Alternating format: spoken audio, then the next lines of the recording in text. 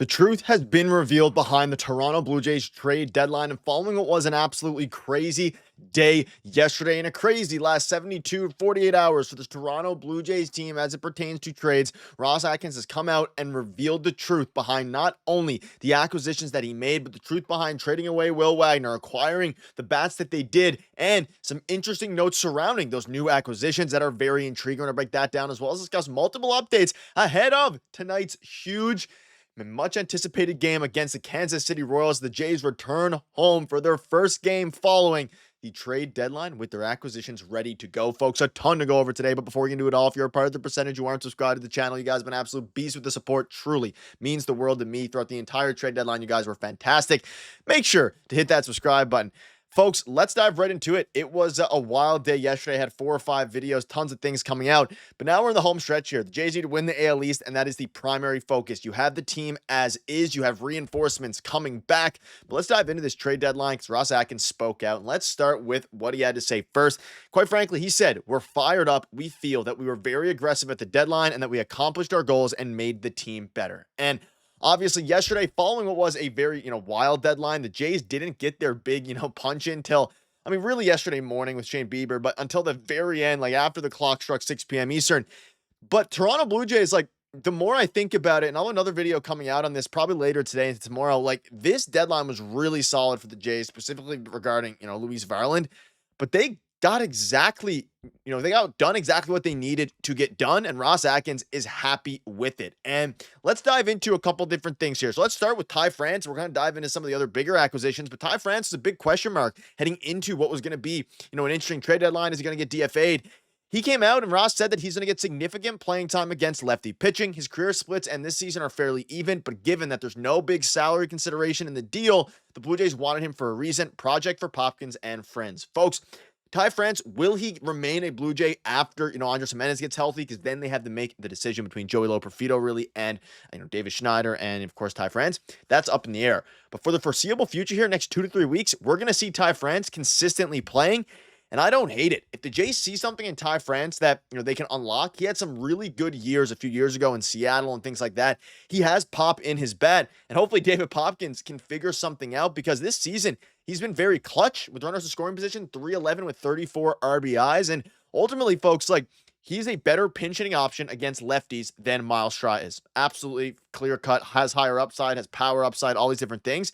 And he's also a very good defensive first baseman this season. Struggled in the past a little bit, but this year is 94th or 96th percentile in outs above average, which helps because we've seen Ernie Clement play, first base the last game of the series against Baltimore. We've seen Joey Loperfido over there. They have a good defensive replacement first baseman who can go in and make things interesting, but he's going to get significant playing time. Very, very notable because everyone was questioning if they're going to DFA him immediately. They don't have to. We assume Varsho is going to come back today, and then, of course, Leo Jimenez is going to get, sent down. Then they had to make another decision, of course, for the, for Andres Gimenez. But that's the info on Ty France.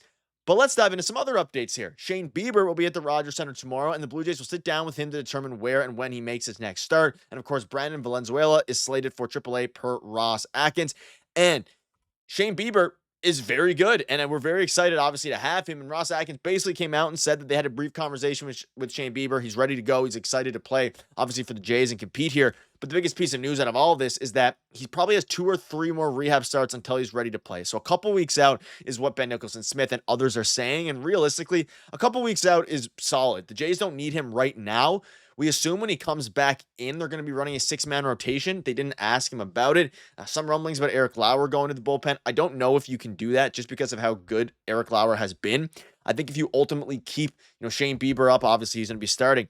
He has ace potential. If he can be held, this is the biggest wild card of this entire trade deadline. No matter who you talk about, no matter how fired up you are, about Ty France, about all these different guys, they got Sir Anthony Dominguez, Luis Varland, Ty France, and of course a AA catcher. Shane Bieber, of course. Shane Bieber is the X factor here. If he ends up being healthy, recovering well from Tommy John, he can start game 1 of a playoff game and he can be an ace. And he has a $16 million player option for next season, which means if he plays really bad, he'll opt into that, and the Jays get a decent, quality starter, on coming off of a bad year from Tommy John, right, with the ace potential. If he plays really well, he's obviously going to opt out of that deal, not go and, return to the Blue Jays, at least with that contract. But the Jays have a step up to negotiate. They have tons of salary coming off of the books. Chris Bassett, all these guys. It makes some sense. if Shane Bieber can return, that's the most exciting part for me. If Shane Bieber can pitch at the Rogers Center and be really, really good and be back to the elite Shane Bieber we've seen for his entire career, this turns into an A plus deadline. If not, it starts to become a little bit interesting, on that front. And I think something else, to consider here is that they got the best starting pitcher on the market. You think about players who were traded. Sandy Alcantara wasn't traded. All these guys, Joe Ryan wasn't traded, despite, contrary belief.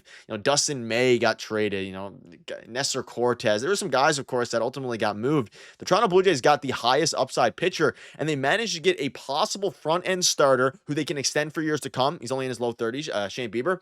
They got two dominant relievers. And they also got a bat and Ty France, who is a flyer, right? Nothing crazy, without giving up any of your top 4 prospects. You give up Kendra Rojas, you give up Alan Roden, and of course you gave up Cal Steven. Other than that, nothing too crazy here.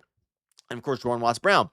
Now, something else I want to talk about is Luis Varland. I'm going to have a full video dedicated to him probably later today. You're going to want to stay tuned for that video.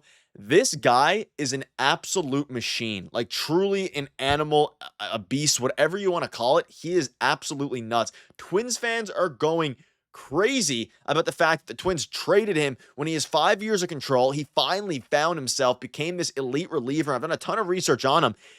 He's at 101 miles per hour multiple times this season. Used to be a starter, was turned into a reliever, has been dominant in that role. And of course, the Twins traded Johan Duran, Griffin Jax. Fans were excited for a guy born in Minnesota to finally pitch for the Twins and be their closer.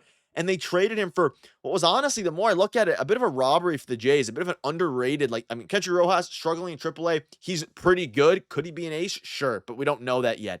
Alan Roden, he was log jammed, but very, has high upside, but at the end of the day, his ceiling's pretty low, but his floor is pretty high. He'll probably be a decent regular MLBer, maybe. Luis Varland is dominant, and Ross Atkins, agrees here. You can see here, he mentioned liking Luis Varland for years before he turned into a full-time relief pitcher. He'll slot into the pen for this year. The Blue Jays are open to starting pitcher possibility in the future. We're open to that, but want to explore that with him. Want to get to know him on a personal level. Guys, we have Ross Atkins, obviously saying that he could play starting pitcher, in the coming years. But not only that, you got a guy now, you have Pete Walker, a masterclass, and all the pitching staff, everyone. It was a masterclass down in that clubhouse for everything. Lou Leonetti, everyone. And you can turn Luis Varland into an absolute beast of a starter, maybe. But even if that, let's throw that out the window. He can be a dominant reliever for years and years to come. And you got him for years and years of control. And you can put him in the lab with Pete Walker. I am excited whether he's a starter, reliever, whatever it is. This bullpen is dominant. You got this guy for pretty cheap. You're going to have a full video covering it. And Ross Atkins managed to get the best starting pitcher that was traded, one of the best relief pitchers traded with 5 years of control, and someone who's a better pinch hitter than Leo Jimenez. You get Ross Atkins. I got to give him some credit here. You get Dalton Varsho back tomorrow. The more I start to think about it, the more I love this deadline even more. I gave it a B plus. I'm sticking it around a BB plus because they didn't go out and really get Stephen Kwan, Mason Miller, Johan Duran, any of those guys. But man, oh man, they had a fantastic deadline. Did the Yankees have a better deadline? You could probably argue that. Their bullpen got really good. Their starting pitcher is still lackluster. But man, I think this is a trade right here. You can mark my words. August 1st, 2025. That the Twins might look back on and regret, and us as Jays fans are going to say, wow, this was an absolute robbery. This guy has the potential to be our closer for years to come, depending on how things work out. He throws 101. Man, I'm fired up about it. But folks, let me know down below what your thoughts are on this trade deadline and everything in between. At the end of the day, the deadline's all about Shane Bieber. If he starts and wins you a playoff game, it's one of the better deals his front office has made. If he somehow sticks around beyond 2025, jackpot. And jackpot is exactly what we're hoping for not only his trade deadline, but the entire season. And it starts tonight in the electric Rogers Center. The first game back after the trade deadline is always insane. And folks, buckle up. It's going to be a crazy next few months heading into October. And it's going to be a crazy next few games. See you guys later.